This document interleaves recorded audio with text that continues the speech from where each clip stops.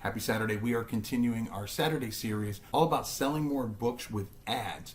And let's be honest, no social media platform tutorial would be complete if I didn't include Twitter. So today I'm going to show you how to create Twitter ads. So stick around.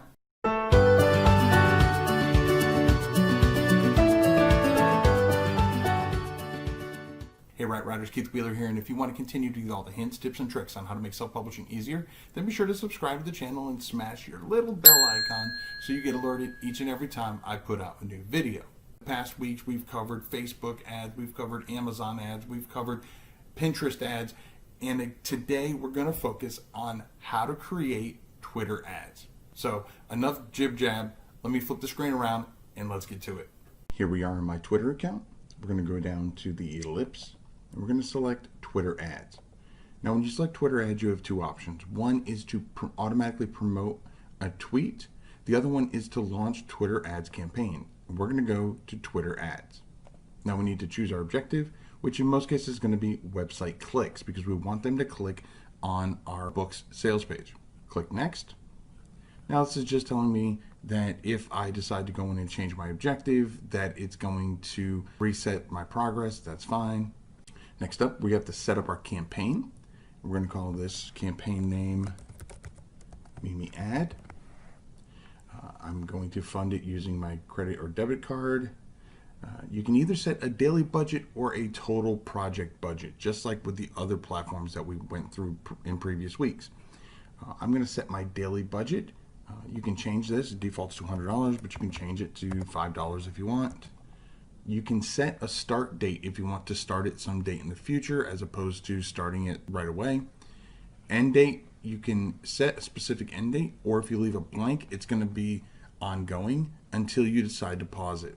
Now we can go down to advanced, and this is going to be our pacing. Again, it's going to default to the recommended standard, just like with the other platforms.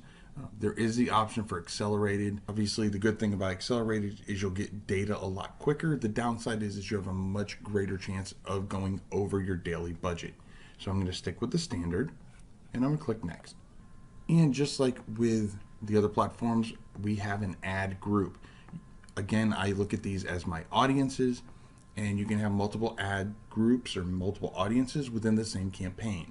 Now, for this particular project, and just like I suggest to everybody else when you first start out, I'm just going to stick with one ad group for now.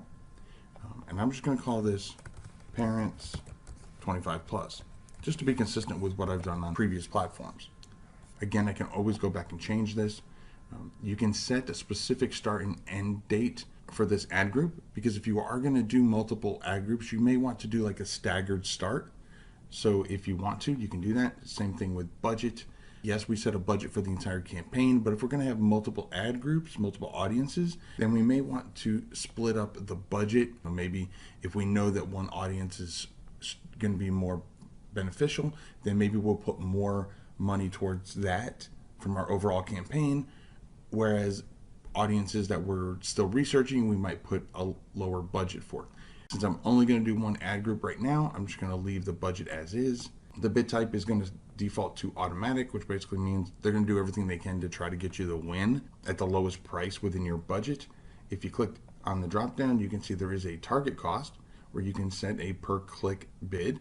And this is going to basically tell the system that this is what I want my average cost to be to stay within my budget. Or you can go to maximum bid, where you basically go in and say, I'm not willing to pay more than this amount per click. So I'm actually going to go back to the automatic bid, but those are options that you might want to test out. There are some measurement options that I don't really use because I don't take on additional partners, or I don't use the double-click management tracking system. But if you do, you can just turn it on and add in the URLs for those trackers. I'm going to click next, and this is where we get to our audiences. So you can set this right here as tailored and flexible audiences. There's tailored audiences through the web, and you can click on browse on each of these and learn a little bit more about them. I just leave them all turned on because, again, I want to try to maximize the amount of exposure that my ad gets. Going down to demographics, we have gender. Just like in the previous ones, typically what I will do is I will do a male ad group, female ad group, and then all. So this one's going to be our all, or as they call it, any gender. Age groups, I don't do all ages. I typically will set an age range. And just like I put in my title, I'm actually going to do this as 25 and up. Set locations, languages, technology. I usually try to go with all, but you can click in here, and if you know that there's certain platforms or certain languages, device models, carriers, OS versions, and things like that that pertain to your particular ad or your particular book, then you can go in and turn them on or off depending on which ones that you want to add to your campaign. Again, I just stick with all. It's going to default to location of the US. Every country reacts differently to certain verbiage, certain images, and so I do try to keep mine country specific. There's an option that if you'd like to target people who first use Twitter on a new device or a new carrier, you can target them. That doesn't pertain to my particular book, so I'm not going to bother with that. Now it's time to focus on the audience features. Keywords, events, interests, so on. So again, for my children's book, I want to do Sesame Street. Under TV shows, people, okay, add that one, add that one. People who follow Sesame Street. Okay, so that's good. Let's do kids. See what we got here. Down here, interests, family and parenting. Parenting, kindergarten through 6th grade kids. We'll add that one. See what else we've got. Curious George is a competitor of my book. TV show Curious George. There we go. Okay, and as you see right here, it has my audience summary. Right now it's 11.5 to 14.1 million. All right, so we're just going to leave it with these right here. You can turn on recommendations. Most popular hashtags, usernames used in the last 7 days by people matching the demographics that I selected. For this particular book, I'm probably not going to focus on that and use that, but depending on your book, then you absolutely might want to turn on recommendations, which obviously will increase your audience summary. You can retarget people who saw or engaged with your past tweets. So if you have a tweet for your book, and you can retarget those specific people because they're already familiar with it. So that's definitely an option. Expand your audience. This is again just going to what they call lookalikes, which are basically people who share common characteristics with the people that fall into this particular demographic group. You can turn that on if you want additional options. You can also target followers of your particular account. So if your account is very author-centric and that's what you use it for, then you might want to target them as well. I'm actually not going to do that for this particular ad because I want to test to see the difference between when I include my followers and when I don't. So again, it's all about experimentation. I'm actually going to go up here real quick and I'm going to go to my details. And I'm going to change the name a little bit. I'm going to be a little more specific. First of all, I want to make sure that I'm clear that it's the US. Parents 25 plus, and I'm going to put not followers. That way I know exactly who is getting these ads. Okay, next. That's all set. Next. Now it's time to set up our creative. There's certain sizes that are required depending on what type of ad placement you're going to have. And as you can see, all the different ad placements right here. And if you click on sizes, it will tell you what size each one has to be.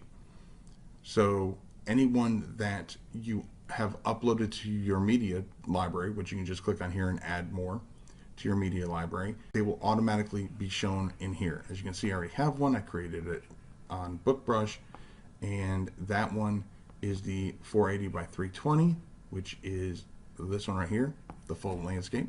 I'm going to click on that one because I want to include that. Now it's time to add the destination URL. This is a big fancy word for your sales page. Now most people are going to use an Amazon sales page, but there's nothing stopping you from sending them to your own website and having people go there and buy your book. And if they buy it off your website, you're going to get a much higher royalty. I'm just going to copy and paste the destination URL, which in this case is going to be my Amazon sales page. So there we go with that. Now as you see, I've had this annoying little alert at the top. the entire time, which says you need to select a category. And that's over here. Go down here and you need to select an ad type, an ad category, if you will. And so mine is going to be books. So you go to books and literature. If you want to exclude your ad from certain apps, you can do that here. You also want to go in here and add a website domain. Enter the top level advertiser domain for your campaign in this format. So I'm just going to do K. Wheeler Books. I can go down here and then copy this ad group and again go and maybe change the gender so it's male only or female only, or change the age group. But again, I want to keep this as simple as possible, so I'm going to leave this as is. Click next. Now the only thing left for me to do is go through all my campaign details and make sure everything looks correct, and then I just click launch campaign. That wasn't too bad now, was it? So, as I've said previously with Facebook ads and Pinterest ads, to start with, you want to try to focus on just one ad group or audience, if you will. And once you understand the platform a bit more as far as doing ads on it, then definitely want to broaden your horizons and try to dabble in creating more than one ad group. Maybe switch up the age groups, maybe switch up some of the interests, or like I did in the video, maybe have one where it includes your Twitter followers and another one where it doesn't. That way, again, you can learn more about your overall audience for your book. Now, if you missed any of the other videos in this series, then click right here and it'll take you right to the entire playlist. Or you can check out this video that YouTube has lined up just for you. I'll catch you in the next video, and remember to write right.